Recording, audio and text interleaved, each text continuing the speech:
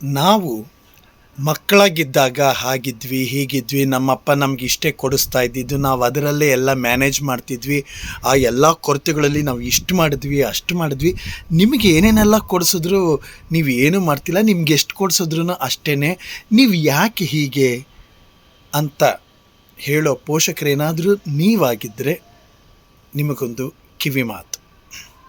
ಒಂದೊಂದು ಜನರೇಷನ್ ಕೂಡ ಅದರದರದೇ ಆದಂತಹ ಅನುಭವಗಳನ್ನು ಮತ್ತು ಪ್ರಪಂಚವನ್ನು ನೋಡುವ ರೀತಿಯನ್ನು ಹೊಂದಿರುತ್ತೆ.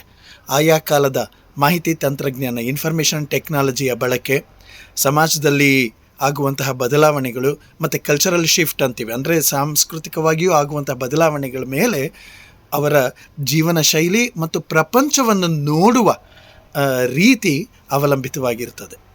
ಹಾಗಿರುವಾಗ ನಮ್ಮ ಬಾಲ್ಯದ ಅನುಭವದ ಆಧಾರದಲ್ಲಿ ನಮ್ಮ ಮಕ್ಕಳ ನಡವಳಿಕೆಗಳನ್ನು ನಿರೀಕ್ಷಿಸುವುದು ಮತ್ತು ಅದನ್ನು ಅನುಸರಿಸಿ ಅಂತ ಒಂದು ರೀತಿಯಲ್ಲಿ ಒತ್ತಾಯವನ್ನು ಹೇರುವುದು ಖಂಡಿತವಾಗಿ ಅವರ ಮನೋಬಲವನ್ನು ಕುಗ್ಗಿಸ್ತದೆ.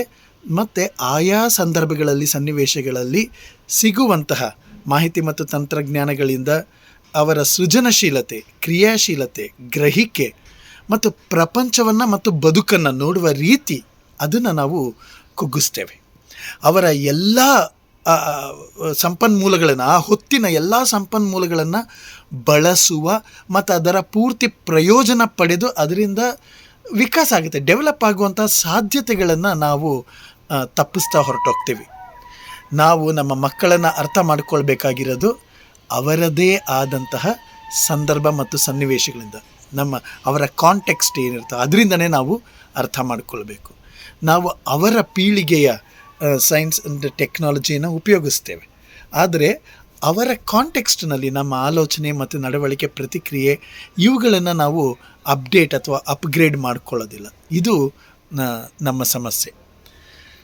ನಮ್ಮ ಬಾಲ್ಯದ ಮತ್ತು ನಮ್ಮ ಮಕ್ಕಳ ಬಾಲ್ಯದ ಅನುಭವಗಳನ್ನು ಪರಸ್ಪರ ಹೋಲಿಕೆ ಮಾಡೋದನ್ನು ಖಂಡಿತ ನಿಲ್ಲಿಸೋಣ. ಅದು ಖಂಡಿತ ನಾವು ಯಶಸ್ಸು ಸಾಧಿಸೋದಿಲ್ಲ. ಅದನ್ನು ನಾವು ಅವರಿಗೆ ಹೇಳೋದ್ರಿಂದ ಅದರ ಮೇಲೆ, ಅವರ ಬುದ್ಧಿಯ ಮೇಲೆ ಮತ್ತು ಅವರ ಮನಸ್ಸಿನ ಮೇಲೆ ನಕಾರಾತ್ಮಕವಾದ ಪರಿಣಾಮವನ್ನು ಬೀರ್ತದೆ. ನಮ್ಮ ಕಥೆಯನ್ನು ಹೇಳಬಹುದು, ಅದೊಂದು ಅವರಿಗೆ ಒಂದು ಇನ್ಫಾರ್ಮೇಷನ್ ಅಷ್ಟೇ, ಅಥವಾ ಅವ್ರ ಕಥೆಯನ್ನು ಕೇಳಿಬಿಟ್ಟು ಅಪ್ರಿಷಿಯೇಟ್ ಮಾಡಬಹುದು ಅಥವಾ ಅನುಕಂಪ ಪಡಬಹುದು, ಓ ಹೀಗ ಅಂತ ಅವರಿಗೆ ವಾವ್ ಫ್ಯಾಕ್ಟರ್ ಆಗಬಹುದು. ಆದರೆ ಅದು ಅವರಿಗೆ ಖಂಡಿತವಾಗಿಯೂ ಅನುಸರಿಸಲಿಕ್ಕೆ, ಆ ನಡವಳಿಕೆಯನ್ನು ಅದರಂತೆ ಬದಲಾಯಿಸ್ಕೊಳ್ಳೋದಕ್ಕೆ ಆಗೋದಿಲ್ಲ. ನಾವು ಇದನ್ನು ಅರ್ಥ ಮಾಡಿಕೊಂಡು ನಮ್ಮ ಮನಸ್ಸನ್ನು, ನಮ್ಮ ರಿಯಾಕ್ಷನ್ನ, ಪ್ರತಿಕ್ರಿಯೆಯನ್ನು, ಅವ್ರ ಜೊತೆ ಸ್ಪಂದಿಸುವ ರೀತಿಯನ್ನು ನಾವು ಅಪ್ಡೇಟ್ ಮತ್ತು ಅಪ್ಗ್ರೇಡ್ ಮಾಡಿಕೊಂಡು ನಮ್ಮ ಮೌಲ್ಯವನ್ನು ದಾಟಿಸುವುದರಲ್ಲಿ ಸರಳೀಕರಣಗೊಳಿಸಿದ್ರೆ ನಮ್ಮ ಸಂಬಂಧದ ಮೌಲ್ಯಗಳನ್ನು, ಆಗ ನಾವು ಅವರಿಗೆ ತಲೆನೋವಾಗಲ್ಲ, ಅವರು ನಮಗೆ ತಲೆನೋವಾಗಲ್ಲ. ಇಲ್ಲ ಅಂತಂದರೆ ಒಬ್ರಿಗೊಬ್ರು ತಲೆನೋವಾಗಿಯೇ ಇರ್ತೀವಿ.